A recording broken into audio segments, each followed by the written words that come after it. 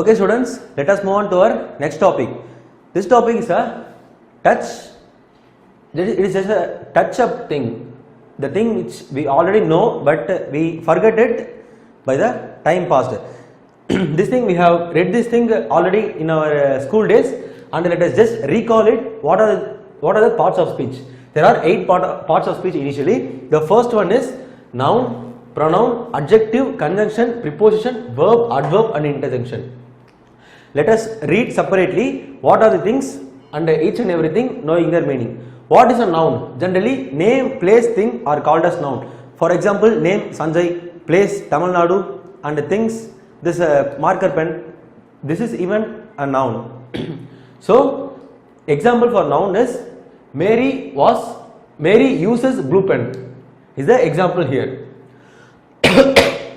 Mary uses blue pen is the example. Mary is the example for a noun. Next, let us see what is the example for a verb. A verb. Generally, what is a verb? An action is a verb. So, I listen to the word and then repeat it. So, listening is an action here.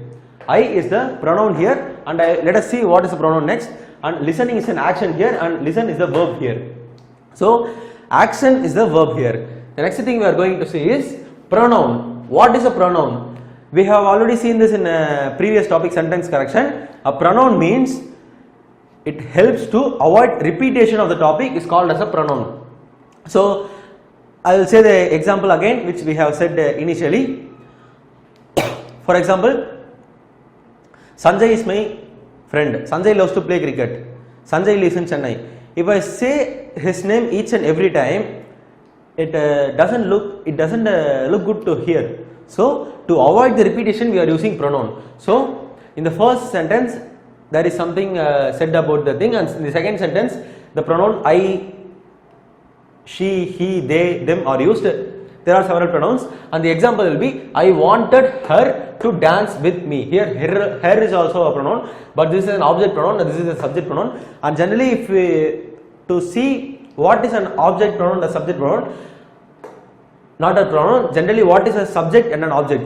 Subject is a doer of an object. The subject is a doer of an action, and object is the thing which obtains the action. So here I is the subject and her is the object. I is the pronoun here. So next let us see what is an adjective. An adjective is a thing which describes the pronoun. An adjective is a thing which describes the pronoun, which gives more details about the pronoun, is called as an adjective. For example, the little girl has hat. They might have said it generally that the girl has a hat, but instead of saying like that, they said that the little girl, the old woman. So the thing which describes the noun is called as an adjective. Next let us see what is a conjunction. A conjunction is a thing which bridges the gap between two sentences, and it helps us to find the meaning between the two sentences, is called as a conjunction. I was hot and tired but still finished it. So this conjunction and forms the bridge between the first sentence and the second sentence. So that thing is called as a conjunction. So let's let us see what is a preposition. A preposition is a thing which modifies the sentence, which connects a noun and a verb with the other words in the sentence. For example, I left my keys on the table. It might have said that I left my keys. I left my keys also can be said that, but instead of saying that, they have added another pronoun to preposition to denote the specific place where the key is being left, on the table or under the table or near the table. So those type of things are called as preposition. So next let us see what is an adverb. An adverb is similar to an adjective. An adverb is a thing which provides more information about the verb. So here I ate my lunch.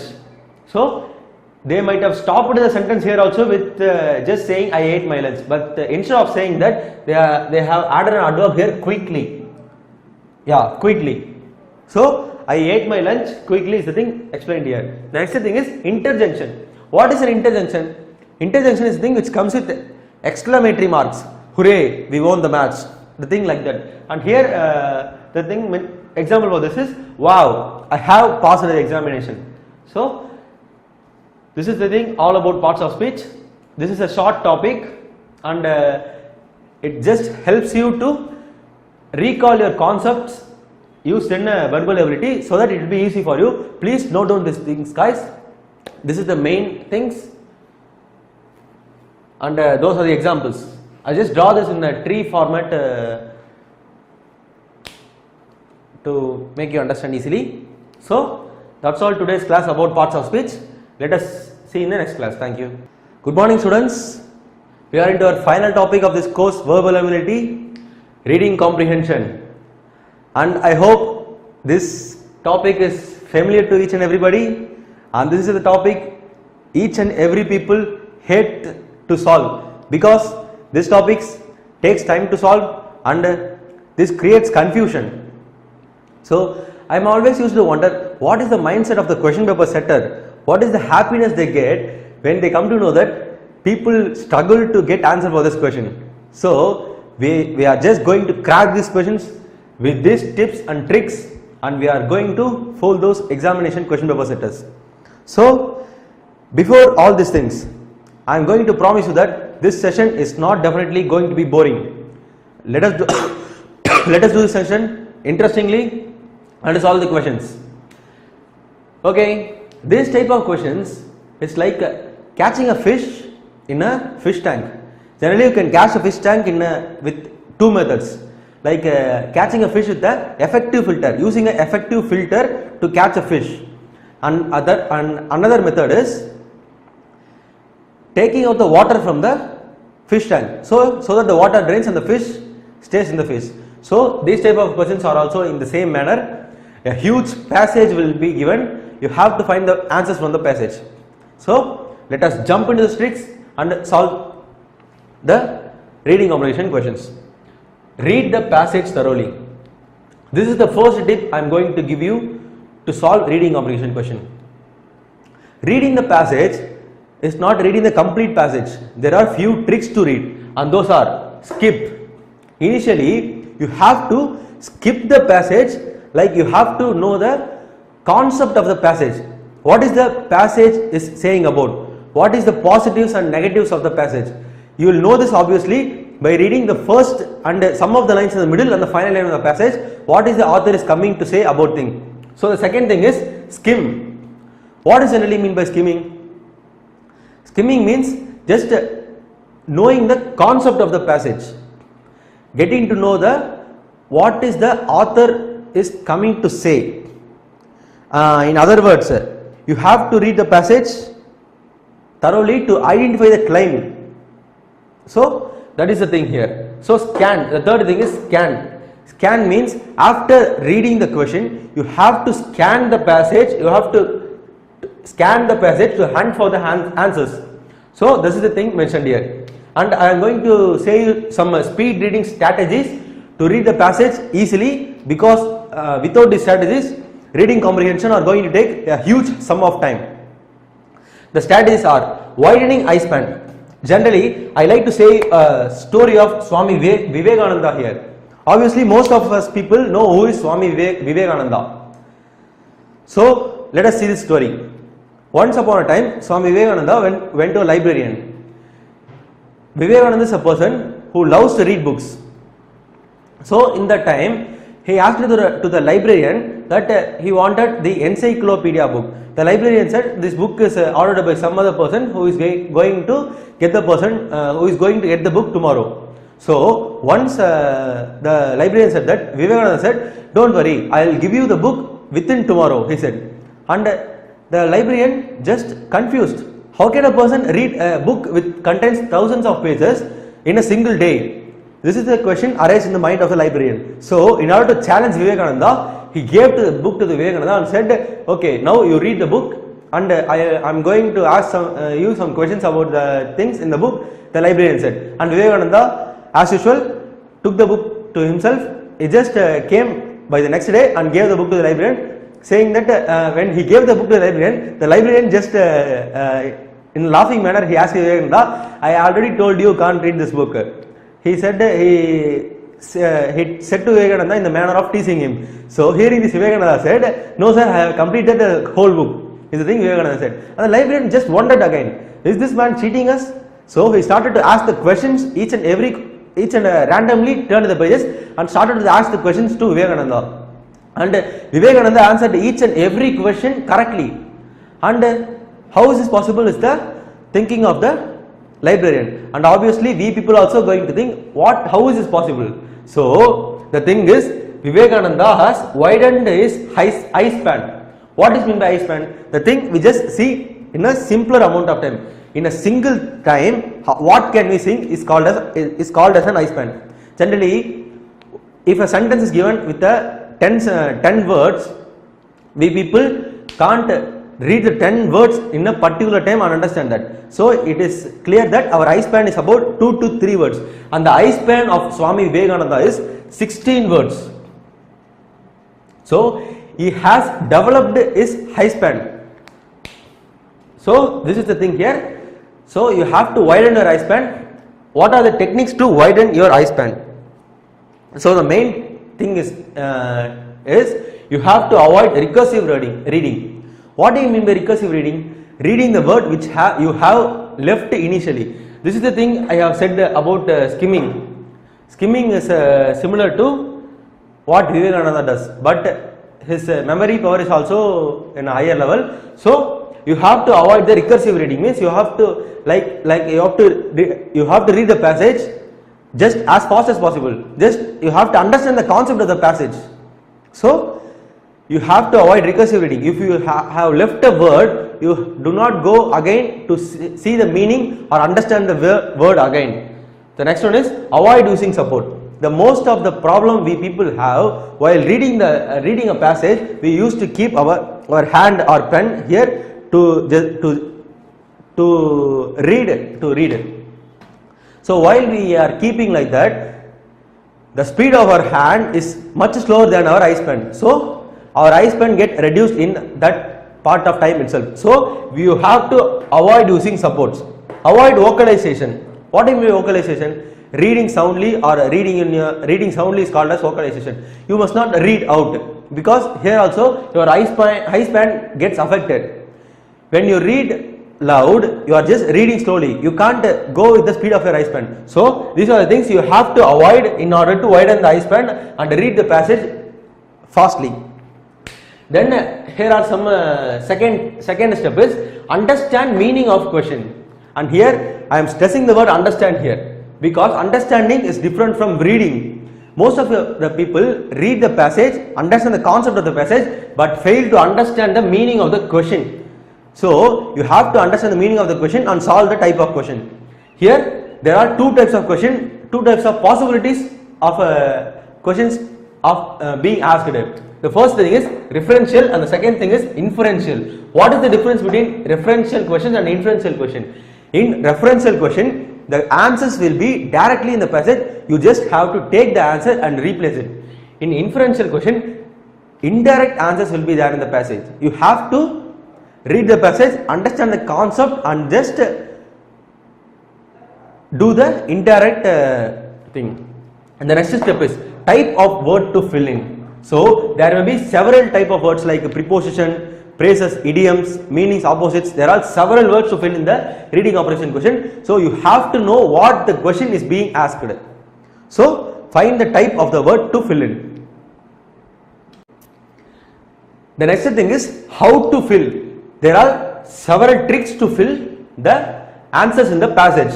The first one is link sentence together. If you don't know the meaning or anything about the passage, just link the sentence together and find the answer. Keyword. The next thing is keyword. What is a keyword generally?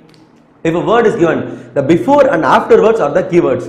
You have to just understand the before and after words and what will be the connector for that word. If you know that, if you can find the keyword, obviously you can find the answer here.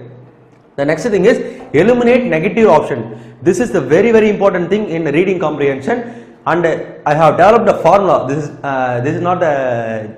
is just for fun, but it's really an important formula. You don't have to note down these things, but you just think about these things. Efficiency to score more is directly proportional to efficiency of eliminating option. So you have to eliminate option in order to score more in reading comprehension type of question. The next strategy will be how to read the passage. And you may be wondering, what is this, sir? Scholar's approach and hunter's approach and balanced approach. And I know it will be new words for you. And let me say with an example. And this time we will go with the example of our VG Academy, Satish sir. Actually, consider this example. Satish sir is inviting for a birthday party of his daughter. So he is inviting 3 of my friends including me. So my first friend is a scholar. He is a topper of our class. My second friend is a weak student. So he is an hunter approach. And I am going to say the things, what are the meanings finally. And third, me, I am an average student. So he is inviting 3 of us people. Before celebration of the birthday party, Satish sir says us, let us play a game and there will be prizes for the winner, is the thing Satish sir says. And the game is, he allows us to visit his home completely once. And after visiting his whole house, he is going to ask a question from his house. That is Satish sir's claim. And now he sent us 3 of us people to visit the home. And what will a scholar do? What will a topper of a class do? Just imagine, the topper of a class will go to each and every room, try to remember each and everything. Even if he goes to each and every room, he for example, see here, the screen of the color of the screen is black, the color of the air conditioner is white, the color of the camera here is black. So he notes down each and everything. And when he gets to the next room, he just forgets what he had noted down in the first room. And like this way, he had noted down something and he came out, but he can't remember not even a single thing. And my second friend, Hunter, the weak student, what he does, generally what will a weak student in the class do? They won't study at all in the they won't study before for an examination. At the day before night, they will study full night and they will try to solve. So the weak student Hunter already knows that, however, if I try to remember each and everything, I am going to fail in this examination. So after he asks question, I will go and search and find the color. I will go and ask and find the thing, he says. And the third is the third thing is me, balanced approach, the average student. What I will do is, I will just go to each and every room, and I am not going to look out these things and remember these things exactly. I will just see this room contains air conditioner. In this room, the screen is placed. So I am just noting down the things and coming out. And Satish sir finally asked us the question. He asked us, what is his color of his laptop? This is the question he asked, and after saying that question, the scholar just tries to remember what is the color of his laptop. Before that, he doesn't know where is the laptop itself, in which room laptop is placed itself. So he goes instead and searching for the laptop. And the hunter approach is doing the same thing. He already don't know where the laptop is placed. He also don't know the color of the laptop. So he is also coming back and searching. But me, the average students, and since I am an average student, but I am a brilliant student. So I have already noted down in which room the laptop is placed already. So I will go straightly to the room and I will find the color of the laptop and I will come and say to Satish the color of the laptop and get the prize. And I have said this in just a fun way for you people to remember this thing. And what is this thing? Scholar, hunter and approach, balanced approach. And you just take this entire story in the form of a reading comprehension. So how to use this 3 types of approach in reading comprehension? Initially, scholar's approach. In the same way in reading comprehension, there will be 3 to 4 passages. A scholar will try to read and mug up the information provided in the passage, and he will try to underline each and every word and know the meaning, and however he is going to fail. So this method is a poor method to get the answer. Hunter's approach. What is an hunter done in the example of Satish sir?